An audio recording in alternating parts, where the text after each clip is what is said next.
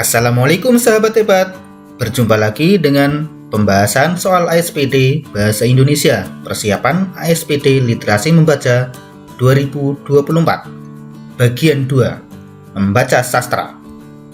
Nomor 12-20, paket 1, 2, dan 3. Pembahasan lengkap dengan triknya disertai soal latihan online. Bagi yang belum menyimak bagian 1, simak terlebih dahulu. Dan insya Allah paham 100% dengan nilai latihan 100 jika menyimak video ini dengan baik. Dan kali ini ditambahi dengan cakupan materi ASPD SD 2024 Literasi Membaca. Jangan lupa yang like, share, dan subscribe semoga mendapatkan nilai ASPD 100. Mari kita bahas bersama. Cakupan materi ASPD 2024 yang nomor 1 yaitu menentukan makna kata, simbol, atau kias. Ini keluar di nomor 12. Nomor 12 paket 1. Di sini yang ditanyakan makna pelita pada puisi tersebut adalah di sini di baris kedua. Engkau pelita hatiku dalam gulita. Pelita sendiri dalam Kamus Besar Bahasa Indonesia berarti adalah lampu dengan bahan bakar minyak. Tetapi jika kiasannya dapat diartikan sebagai penerang, ya. Jadi jawabannya C. Maka jika kita tidak tahu kiasannya, dapat kita terapkan triknya ya. Caranya bagaimana? Nah, engkau pelita hatiku dalam gulita diganti dengan engkau penerang hatiku dalam gulita. Nah, ini lebih tepat daripada dengan pelipur, penghibur, atau penyejuk. Untuk yang nomor 12 paket 2 yang ditanyakan adalah makna kata pelukannya pada puisi tersebut adalah di sini ada kata pelukannya, tetapi baris sebelumnya ada kata sayang kau telah pergi ke pelukannya. Maksudnya pergi ke pelukannya adalah kepada Tuhan atau Allah, yaitu meninggal dunia. Maka jawaban yang tepat adalah C, meninggal dunia. Kemudian untuk nomor 12 paket 3, ini yang ditanyakan makna ku kenang. Nah, di sini di baris terakhir ada kasihmu kan ku kenang di hatiku. Nah, dikenang maksudnya di sini tentu saja adalah ini A, selalu diingat. Karena kalau tidak terbalaskan kurang tepat. Menempel terus juga tidak tepat, dijadikan contoh juga tidak tepat. Jadi jawabannya A. Kemudian untuk cakupan materi 2 yaitu menentukan unsur intrinsik karya sastra yang berupa tokoh, latar, dan watak tokoh. Nah, ini keluar di nomor 13 dan 14. Watak tokoh nomor 13 paket 1. Yang ditanyakan watak tokoh Mbak Nah pada cerita tersebut sesuai kata-kata yang tersedia ditunjukkan nomor. Nah, di sini ada kalimat namun Mbak Nah hanya tersenyum sinis. Ia merahasiakan resep combronya. Jadi ketika ditanya oleh orang resepnya, dia merahasiakan. Berarti adalah tanda-tanda ini adalah kikir atau pelit. Kemudian di sini juga ada kalimat ia selalu ingin memiliki lebih dari yang dimiliki orang lain. Berarti ini adalah sifat serakah. Maka watak tokoh tersebut yang cocok adalah 1 kikir dan 3 serakah. Jawabannya B. Kalau curang, dengki, dan culas ini tidak tepat.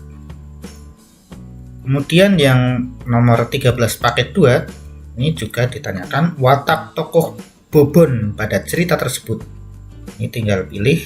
Di sini dia pandai bergaul dan mudah menyelesaikan diri. Ada juga ini Bobon tidak canggung untuk membantu pekerjaan di panti. Dia pandai bergaul dan mudah menyelesaikan diri, berarti ini supel ini, karena supel berarti pandai menyelesaikan diri, pandai bergaul atau luwes. Sedangkan ini untuk membantu pekerjaan di panti asuhan, berarti dia itu rajin. Jadi jawabannya yaitu supel dan rajin. Jawabannya adalah B. Selanjutnya nomor 13 paket 3. Ditanyakan watak tokoh pelatih pada cerita tersebut ditunjukkan nomor. Nah, di sini ada kalimat Chandra masuk dan perkenalkan dirimu. Setelah itu, Bapak ingin melihat kemampuan menari, ucap pelatih sambil tersenyum. Nah, berarti ini kan menunjukkan sesuatu yang ramah. Jadi, ramah betul. Kemudian di sini juga pelatih tersenyum dan memandang Reno dengan tenang karena sudah mengetahui sifatnya. Berarti ini sabar ya ketika melihat perilaku Reno. Maka di sini sabar betul. Tepat adalah 2 ramah dan 4 sabar. Jadi jawabannya adalah D, 2 dan 4, sedangkan rajin dan teliti tidak tepat. Selanjutnya nomor 14 paket 1. Ditanyakan latar tempat pada cerita tersebut adalah tempat kejadian maksudnya. Kalau di sini ada kalimat, baiklah anak-anak, mari kita pulang. Jangan lupa bersihkan ruang agar kelas menjadi nyaman, pesan Pak Rudi. Berarti ini salah satu latar tempatnya adalah kelas. Kemudian ada lagi di sini. Rama membawakan buku sampai ke kantor guru. Nah, kemudian Pak Rudi ini, terima kasih Rama telah membawakan buku ini, ucap Pak Rudi. Berarti selain kelas juga ini ada kantor guru. Maka 1 dan 4 jawabannya adalah B. Untuk yang paket kedua, ini juga ditanyakan latar tempat. Kalau lihat di kalimat ini, kita istirahat sebentar. Hari ini pertandingan sepak bola memang luar biasa, kata Badu sambil duduk meluruskan kakinya. Berarti ini istirahatnya adalah masih di lapangan. Maka latar tempatnya adalah lapangan. Selain lapangan ada lagi ini. Di jalan Badu bertemu dengan Bayu. Berarti ada juga kejadiannya nih di jalan. Maka jawaban yang tepat adalah 2 dan 4, yaitu D. Selanjutnya 14 paket 3. Ini juga ditanyakan latar tempat. Kalau di sini kelas 6 sedang mengadakan percobaan membuat garam di laboratorium. Berarti latar tempatnya adalah yang pertama laboratorium, nomor 2. Dan terlihat Doni terpleset di lorong kelas. Ada lagi berarti latar tempat yang kedua yaitu lorong kelas. Jadi 2 dan 4. Jawabannya D. Selanjutnya, cakupan materi yang ketiga. Menentukan unsur intrinsik karya sastra yang berupa konflik, amanat, dan tema. Itu keluar di nomor 15 dan 16. Yang pertama akhir cerita. Berarti ini termasuk, bisa juga masuk ke konflik ya. Nomor 15 paket 1. Yang ditanyakan akhir cerita tersebut adalah, di akhir cerita ini ada kalimat Kiko pun sampai ke sekolah tepat waktu. Berarti kalau Kiko mengendarai sepeda ke sekolah ini sebenarnya betul, tetapi ini bukan akhir dari cerita. Kemudian yang berikutnya, Kiko menumpang mobil pamannya, ini juga betul, tetapi bukan akhir cerita. Tapi kalau ini, Kiko tidak terlambat datang ke sekolah, ini sesuai dengan akhir dari cerita ini. Kiko pun sampai ke sekolah tepat waktu, berarti tidak terlambat ke sekolah. Sedangkan yang terakhir ini juga salah. Kiko mendapat pertolongan dari pamannya. Ini bukan akhir dari cerita. Jadi jawaban yang tepat adalah C. Kiko tidak terlambat datang ke sekolah. Yang paket kedua ditanyakan juga akhir cerita tersebut. Di sini di akhir kalimatnya, Tina begitu bersyukur memiliki teman sebaik Rani. A. Rani bahagia mendapat hadiah tas baru. Salah. B. Rani memberikan tas lamanya kepada Tina. Salah. C. Ayah membelikan tas baru untuk Tina, juga salah. Tetapi kalau ini D. Tina bersyukur memiliki teman sebaik Rani, ini sesuai dengan akhir dari cerita. Jadi jawabannya adalah D. Lanjut ke paket 3.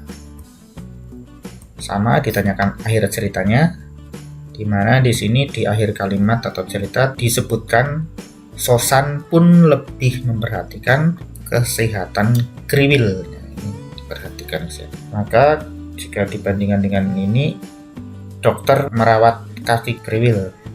Kurang tepat, Kriwil sudah tidak berjalan pincang. Ini juga ya salah semuanya. Yang C, Sosan lebih memperhatikan kesehatan Kriwil. Nah ini betul sesuai dengan akhir cerita. Sedangkan D, Sosan merawat kaki Kiwil sampai sembuh, ini bukan akhir cerita, tapi yang akhir cerita adalah C.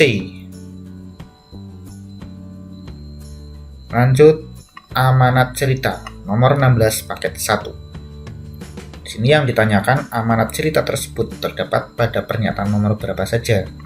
Kita lihat di sini ada, Dit, ibu ke pasar dulu ya, tolong jaga adikmu baik-baik, pesan ibu kepada Dita. Berarti ini Dita mendapat amanat dari ibunya untuk menjaga adiknya.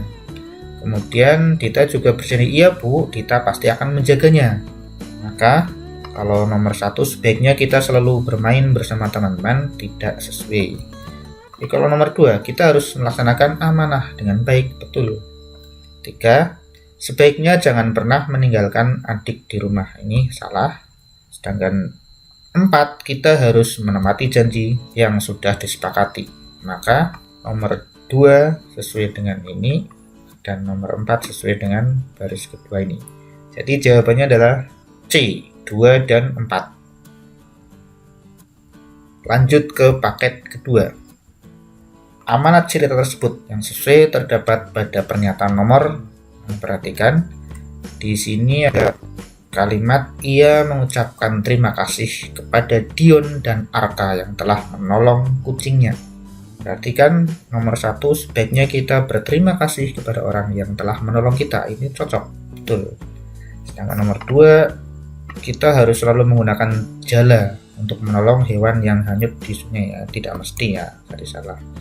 Kemudian ada kalimat ini lagi, kalau kamu menerjang derasnya aliran sungai itu, kamu bisa hanyut, nis, bahaya, jelas Dion. Kemudian juga mau coba pakai jala ini. Jadi Arka memberikan jala bergagang panjang kepada Dion. Berarti kita tidak boleh tergesa-gesa dalam menghadapi situasi yang berbahaya, betul ya. Karena bisa hanyut ini kalau tergesa-gesa. Sedangkan 4, sebaiknya kita mengutamakan keselamatan hewan daripada keselamatan diri, jelas salah ya, keselamatan diri dulu lah. Jadi yang tepat adalah 1 dan 3. Jawabannya B. Lanjut ke paket 3. Amanat cerita tersebut terdapat pada pernyataan nomor. Nah, perhatikan di sini 1, sebaiknya kita selalu menyimpan piring kesukaan di lemari, salah. 2, betul ya, kita harus berhati-hati dalam melakukan sesuatu. Ini sesuai dengan kalimat ini. Lain kali kamu harus hati-hati ya, Nan, minta. Kemudian yang 3 juga betul nih. Sebaiknya kita meminta maaf apabila melakukan kesalahan. Di sini ada ini pernyataan maaf. Ya, maaf ya, Kinan sudah ceroboh. Sedangkan 4, kita harus selalu menggunakan piring kesukaan agar awet. Ini juga tidak tepat, berarti 2 dan 3 yang tepat. Jawabannya C. Kita lanjut ke cakupan materi 4, yaitu menggali informasi tersirat dalam karya sastra, yang biasanya itu berupa menyimpulkan atau memaknai bagian teks. Ini keluar di nomor 17 dan 18. Maknai bagian cerita nomor 17 paket 1. Nah, di sini yang dinanyakan makna bagian cerita yang dicetak tebal. Ini yang dicetak tebal, teman Diki itu menggeleng dan tetap bergeming. Padahal ini diajak Ben main bola, yuk ajak Diki pada Penny, tapi Penny sepertinya nggak mau. Maka kalimat ini menyatakan Diki tidak mau beristirahat, salah. B, Benny mengajak Diki bermain bola. Ini betul tapi bukan maksud dari kalimat itu. Sedangkan C, Benny tidak mau diajak bermain bola. Ini sesuai dengan ini. D, salah ya, Diki tidak mau mengikuti ajakan Benny. Yang betul, Benny tidak mau diajak bermain bola. Lanjut yang paket kedua. Ini maksud pernyataan yang dicetak tebal pada teks tersebut. Yang dicetak tebal ini, Tun, aku lihat tanganmu lebih sering memegang rempeyek daripada membalik halaman buku. Ini belajar ya, membaca buku tapi sambil makan rempeyek. Nah, ini A, Tutun lebih sering makan rempeyek daripada membaca buku. Ini betul. Kalau B, C dan D kurang tepat. Jawabannya A, nomor 2. Lanjut yang paket ketiga, nomor 17, paket 3. Ini juga yang ditanyakan maksud pernyataan bercetak tebal. Ya ini, akhirnya kau tiba, kata Koko tampak girangnya. Yang tiba di sini adalah hujannya, ini gambarnya. Maka jika kita lihat A, Koko merasa senang dapat melompat mengitari kolam, salah. B, hati Koko gembira setelah melihat semut berteduh, salah juga. C, Koko gembira karena berada di tepi kolam, salah juga. Tetapi D, Koko senang karena hujan turun. Nah, ini sesuai dengan ini. Akhirnya kau tiba, maksudnya kau itu hujannya turun, tiba. Jawabannya adalah D. Lanjut dengan menyimpulkan cerita, yaitu nomor 18 paket 1. Di sini yang ditanyakan kesimpulan yang tepat untuk teks cerita tersebut adalah A, kancil tertangkap oleh pemburu. Ini bukan kesimpulan.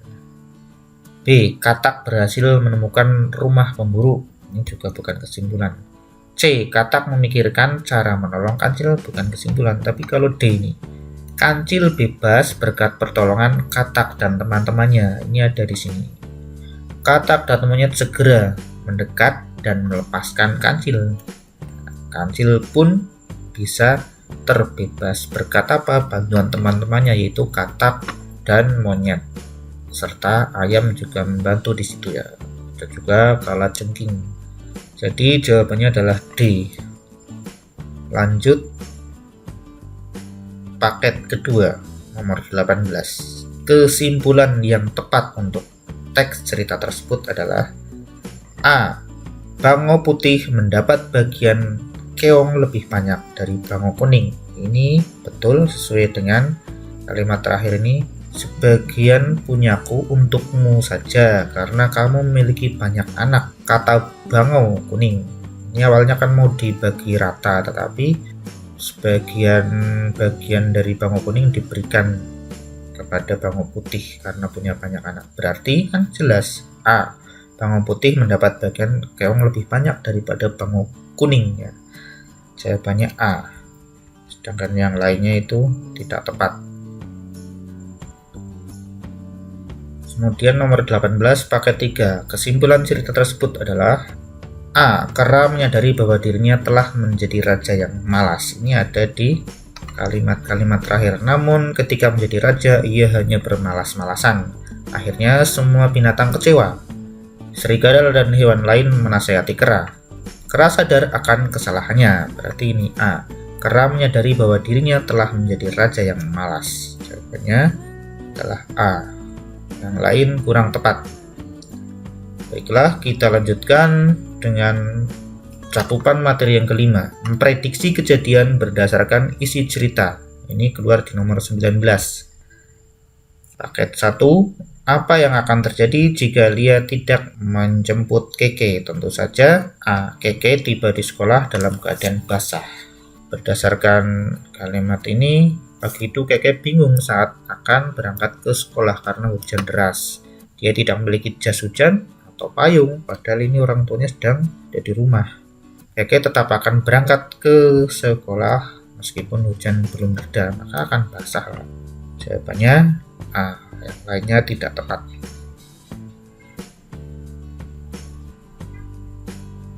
Nomor 19 paket 2. Apa yang akan terjadi jika Mumun menuruti nasihat Maman? Ini kan Mumun menyalahgunakan kemampuan sulapnya. Akhirnya berakibat Mumun menjadi batu.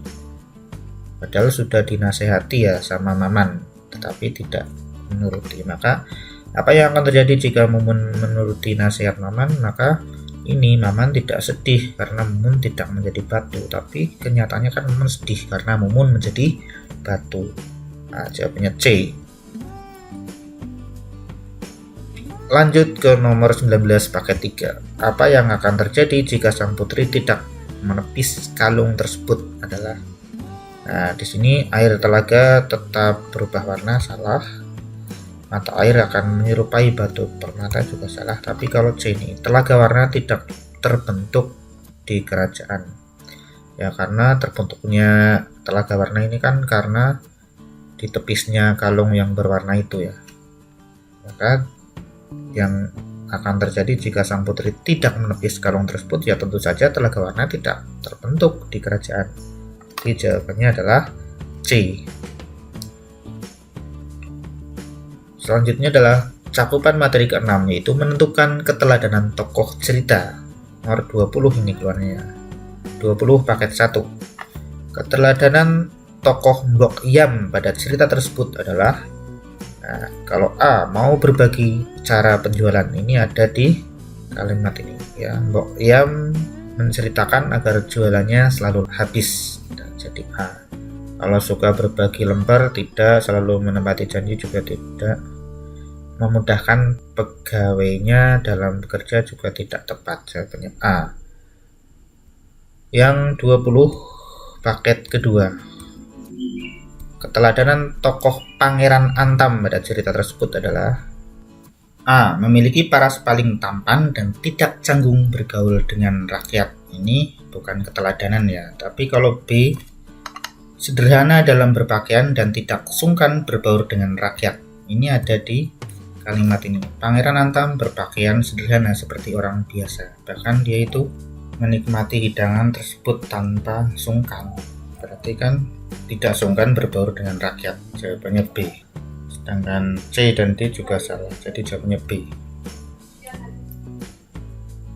Nomor 20 paket 3. Keteladanan tokoh Naila pada cerita tersebut adalah A. Memperhatikan nasihat bu guru di sekolah. Salah. B. Memanfaatkan waktu luang untuk menanam toga. Ini ada ya, tanaman obat. C. Mau memanfaatkan orang lain yang telah menyakitinya. Salah. D. Patuh pada anjuran Iva untuk membersihkan halaman. Salah juga. Jadi yang tepat adalah B.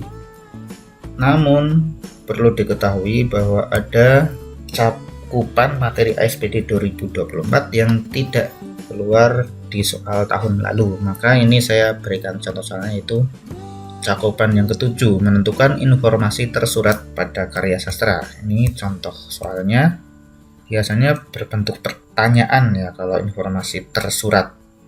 Bagaimana perlakuan raja dan rakyat saat putri masih kecil? Perlakuan raja dan rakyat saat putri masih kecil adalah A. Memenuhi setiap permintaan sang putri. Nah, ini ada di kalimat ini. Apa saja permintaan putri pasti diberikan. Jadi jawabannya adalah A. Yang lainnya tidak tepat. Kemudian yang ini juga tidak ada contohnya. Saya beri contoh, yaitu cakupan materi ke-8, menentukan nilai-nilai cerita. Biasanya nilai moral ya. Ini yang ditanyakan. Nilai moral positif dari tokoh Eno pada cerita tersebut adalah A. Mematuhi nasihat ayahnya. Ini sesuai ya dengan Eno. Coba bicara yang baik pada orang yang lebih tua. Tegur ayah pada Eno. Tepat.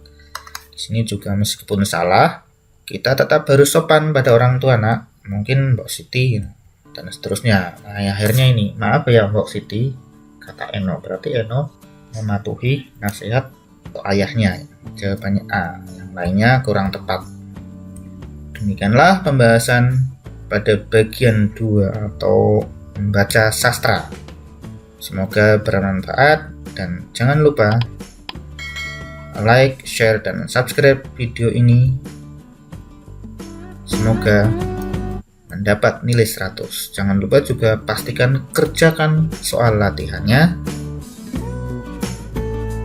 agar